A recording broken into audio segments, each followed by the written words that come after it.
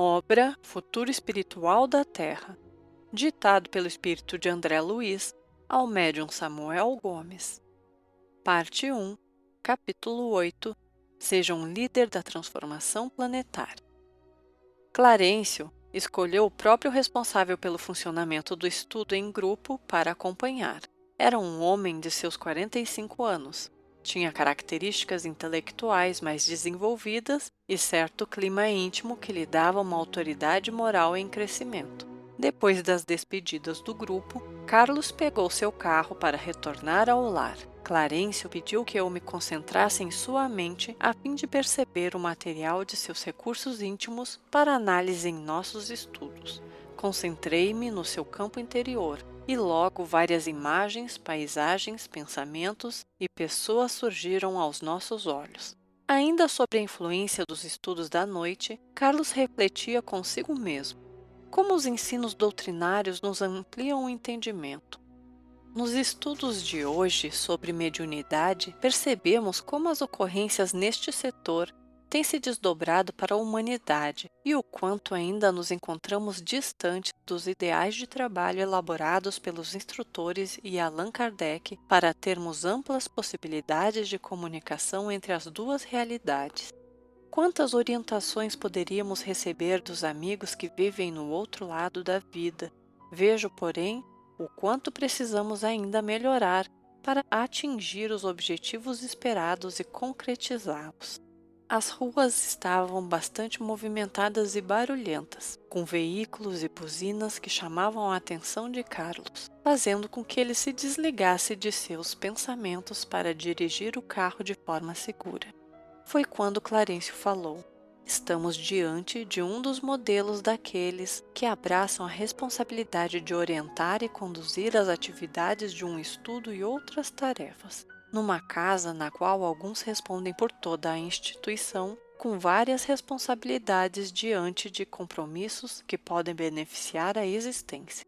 Carlos é um exemplo daquele que aprimorou o saber, adquirindo responsabilidade sobre os outros, que por sua vez confiam em sua direção e exemplos. Poderíamos classificá-lo como um apóstolo da atualidade, e aqueles que o acompanham se encontram na condição de discípulos do bem. Do primeiro, exige-se naturalmente dedicação e comprometimento na condução dos trabalhos, estudo aprofundado, desenvolvido por conta própria e um esforço perseverante, além do comum, para a aplicação das verdades abraçadas, atitudes que fazem com que ele ultrapasse a simples crença adquirida, com a possibilidade de desenvolver os sentimentos de amor junto a todos com quem convive no dia a dia. Poderíamos classificar pessoas assim como verdadeiros líderes de transformação. E é através desses dedicados amigos que os mentores espirituais atuam constantemente para se transformarem em exemplos vivos e espalharem a mensagem do alto com eficácia a todos aqueles que buscam um alívio para suas dores, a consolação orientadora e o esclarecimento elevado que os direcione e incentive. Então serão eles espíritos elevados vivendo junto aos homens? Não poderemos classificá-los como espíritos elevados, pois eles têm uma missão específica e de envergadura maior, como é o caso de alguns companheiros que influenciam um número muito grande de pessoas, como por exemplo, Chico Xavier, que você conhece tão bem, caracterizado pela personificação da caridade e do amor aos semelhantes.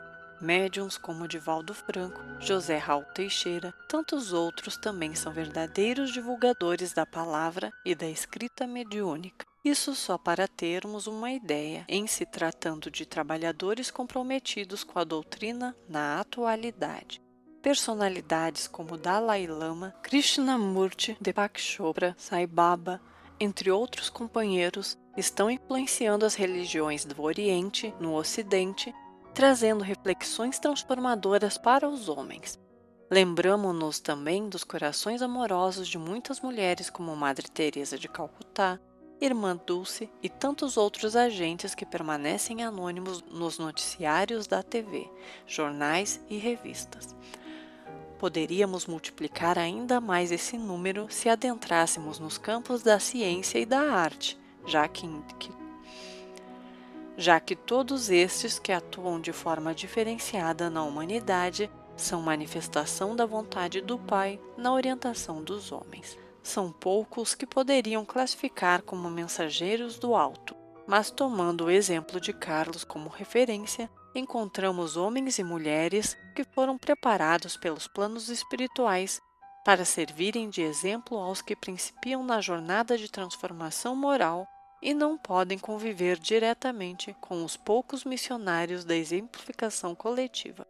Estes encontram nesses corações o estímulo de renovação nos que ainda estão muito próximos de suas próprias necessidades e que, apesar de lutarem bravamente consigo mesmos, já possuem algo mais para dar. São companheiros que já sabem se conduzir com certo nível de acertos com seus esforços pessoais, direcionado para a conquista da elevação espiritual, e possuem recursos para vencer os desafios que suas missões lhes propõem, bem como os obstáculos de ordem pessoal, pelos quais, se bem cumpridos e vencidos, lhes marcarão na encarnação atual a condição de completistas. Além disso, candidatam-se como futuros representantes diretos da renovação espiritual da Terra, pois trabalham pela fixação dos valores elevados em si por meio de suas próprias transformações íntimas, que o orbe tanto necessita implantar. Compreenderemos, então, que esse trabalho não acontecerá em uma única existência, mas contará com um número de encarnações que irão ultrapassar as necessidades de um mundo de provas e expiações, tornando-se um processo em linha reta e crescente, realizado nos dois planos existenciais. Silenciou por alguns minutos e continuou. Chegará o dia em que todos nós, que adquirimos tantas experiências neste lado de cada vida, contribuiremos diretamente para que o programa de elevação não seja feito apenas por nossos irmãos de redenção. Encontramo-nos na condição de espíritos em regeneração e estimamos também dar nossa contribuição para essa revolução planetária, em agradecimento a tudo que temos recebido da misericórdia divina. Não será uma felicidade efetivarmos por meio de nossos esforços a elevação da Terra à condição de um mundo superior, colocando um tijolinho nesse edifício em construção, proporcionando essa morada a mudança necessária? Ao ouvir a pergunta de Clarencio, sorri com satisfação e alegria e respondi entusiasmado: como não? Seremos muito felizes se isso acontecer, pois é para esse fim que estamos aqui nessa empreitada, preparando-nos para voltar a esse palco onde tivemos muitas decepções e dores, bem como felicidades e aprendizados, junto a muitos corações que amamos tanto. Todos nós somos os Carlos da vida e precisamos restituir à Terra tudo o que ela nos deu e continua dando, para que o nosso despertar espiritual aconteça. Partilhamos com os nossos amigos encarnados a luta pelo bem, que é o objetivo maior daquele que é o Verbo do princípio. Ele deseja ver esse planeta atingir as finalidades traçadas pela sua sabedoria e amor, na perfeição adequada, que o fará brilhar em direção ao infinito como moradia de luz e esplendor.